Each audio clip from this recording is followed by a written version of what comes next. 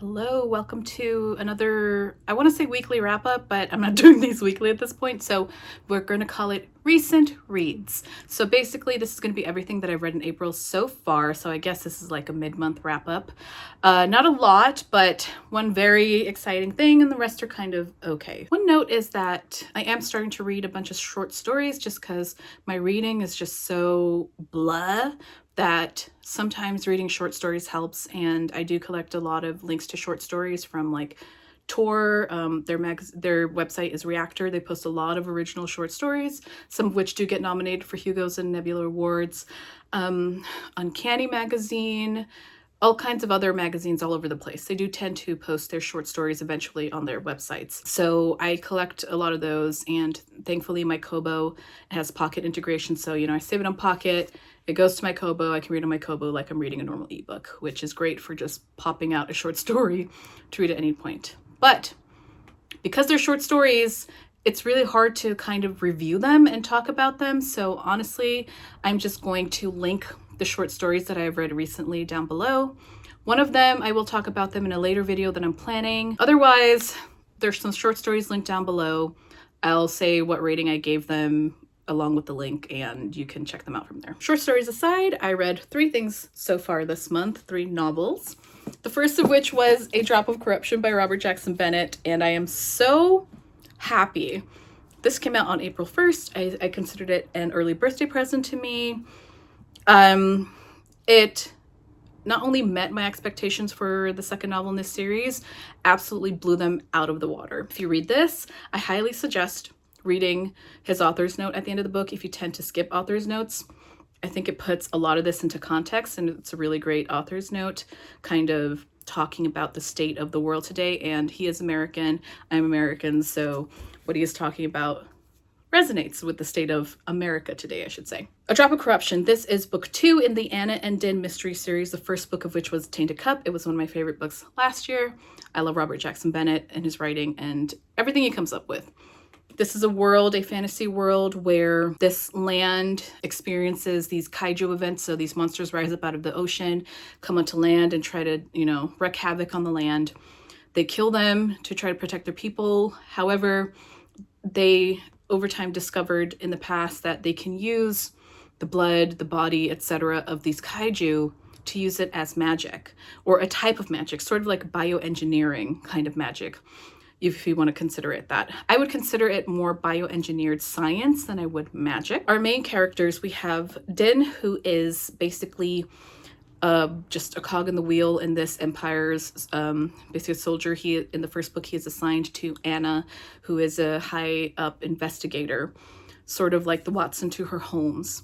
And Anna is very strange, the way Holmes is, but it's taken to a whole other level. And Din, he is one of these people who is actually biomedically engineered. So he has the ability to have perfect memory, and he ties it and anchors these memories to a scent. So he's called an engraver. He will sniff a scent. He will look through everything, like remember every single thing. And he can go back to Anna and sniff the scent and perfectly recall every single iota of what he saw to her. Anna is, I would say she is agoraphobic in some fashion, but it's more than just being agoraphobic, but she doesn't go out much. So she relies on Din and his ability to tell her what he saw and experienced so that she can solve these mysteries. In this mystery, we go to this northern coastal town where off the shore is the shroud, and essentially part of what they do there is they work on the kaiju to extract the whatever from the dead monsters that provides the stuff needed to do all this bioengineering. And there is a murder. A man is supposedly murdered in a way where there's no trace of who murdered him. And I will leave it there in terms of the mystery, because the way it all unfolds, the way it expands, the way it creates or becomes this bigger conspiracy is really fun to follow. One thing that Robert Jackson Bennett is very strong at is creating a really good mystery that you as the reader can follow along pretty easily, but it's still like, where is he going to go next with this? It's so interesting. And the mystery, the first book and this book, they really tie into the greater world, the greater government, the greater politics. So it's not just a mystery, you're also learning so much about the world as you dig deeper into these mysteries. So the whole world is expanded even more from the first book in this second book. And a lot of the themes that he is hitting here are just so good. Themes of government corruption and how governments and higher up people play out, scenarios and work on politics in ways that where they don't think about, the smaller people that it actually affects, the people who actually go and do the dangerous work, who are the ones who take it upon themselves, their bodies, their time is used at the whim of people who are higher up making these decisions. What the mystery goes into is affecting the politics of this small town and the greater empire and everything going on there. So I will leave it at that. There's a lot of cool stuff here. Din is expanded upon. He's great. We learned some stuff about Anna that is really fucking cool. I can't wait to expand on that. Like, I kind of suspected, hints were dropped, but if she is what we think she is, it's gonna be so fucking cool. I love this book. It is so good. The mystery was great, very satisfying. The world building continues to be fantastic. The theming is great. The character work continues to be great. We were introduced to a couple of new characters that I really liked. So I don't know what else to say. 5 stars. Only my second 5 stars of the year, but a very well-deserved 5 stars. It's gonna be on my top books of the year at the end of this year, guaranteed. It was so good. It was so good that I can't say anything else. The next novel I read was A Killing Cold by Kate Alice Marshall. This was a buddy read with some people in my book club.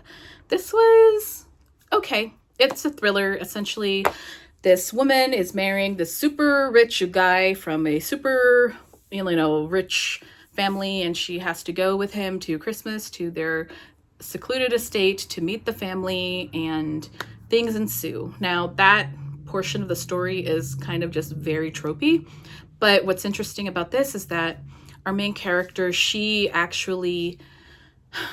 a very complicated past from when she was a child. She actually does not remember ages 1 through 4, and as she gets to this family estate, it seems like there's things on the estate that may tie into her past. So that's not really a spoiler. I'm pretty sure that was in the synopsis.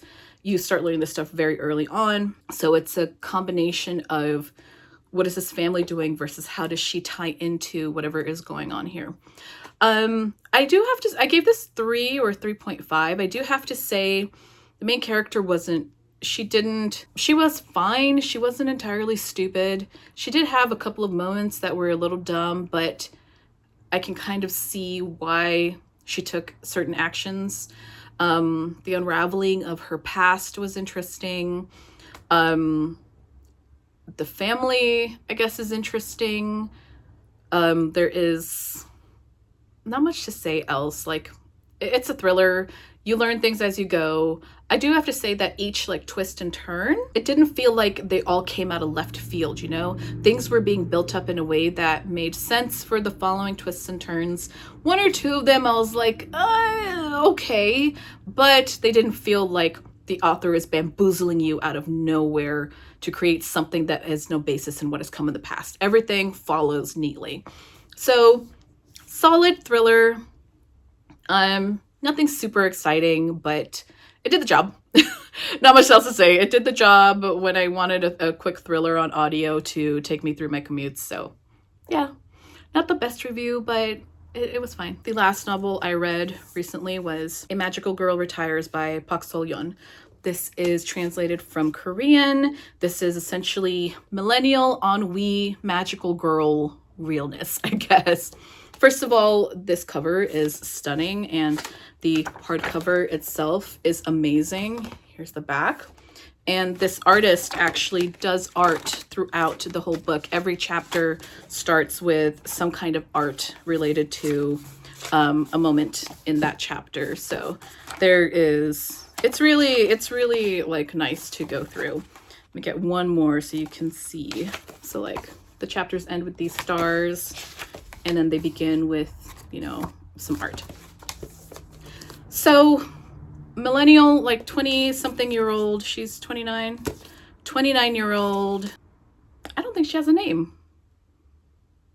She doesn't have a name now that I'm thinking about it. Huh, okay. 29-year-old woman is depressed, drowning in credit card debt. She is alone. The only family she had was her grandfather, and he passed away recently. She is alone and depressed, and the book opens with her contemplating jumping off a bridge. She is approached by this magical girl who is a clairvoyant, and she says that she is important. She is a magical girl, and she takes her away and off, and you start to explore like this magical girl like union and how magical girls exist. Their powers come into being at the time they're needed most, and we just kind of follow the main character and the other magical girl as she explores this new scenario. It's a strange little book. I would say there's not a lot to it, and I wonder if part of that is I wouldn't say the translation so much as the cultural stuff going on here. Now, I do have to say that a lot of works like this, a lot of works translated from Korean that tend to be speculative, tend to lack a certain je ne sais quoi. I can't really describe it. And this is much the same, where I don't really have a true connection with the characters or what's going on. Like, it's interesting, it's fun, it's quirky. If you like magical girls, if you're a millennial, you'll vibe with it. I vibed with it, but it didn't really go deep, I should say. Yeah, the main character is depressed. Yes, this is about her realizing that there's more to life and she can pick herself up and, you know, face everything that is before her, and she can keep going, and she doesn't necessarily need the magical girl, need to be a magical girl to do so. She makes a choice at the end of this book that is interesting, which was pretty much the only interesting thing about this book. I didn't really feel a deep connection to anything going on. And I wonder if that is a combination of the translation and because this is so rooted in South Korean culture. A lot of what she's facing is also South Korean expectations and cultural expectations, societal expectations. So I just wonder. I just felt like reading this, it was fun. It was a decent story, but it felt like there was just a film between me and the story, and I couldn't really reach through it. So still worth it. I am still happy that I own this beautiful book. I think it's worth giving it a try if you want to try it from the library. Nothing super exciting. I think I gave it 3.5. Decent. I liked it. Close to really liked it. So yeah, that's where I landed with this. That's everything I read recently. Like I said, there are a couple of short stories linked down below. One of them I'm going to talk about in a future video, and if you have been paying attention to the Hugos or Nebulas, you will know what it is and why. But yeah, that's it for this reading wrap up. Hopefully the latter half of April goes a little better. Fingers crossed. We always hope for better reading. I don't know if anything's going to top, a drop of corruption, but I kind of expected that. As always, thank you for watching, and I will catch you next time. Bye.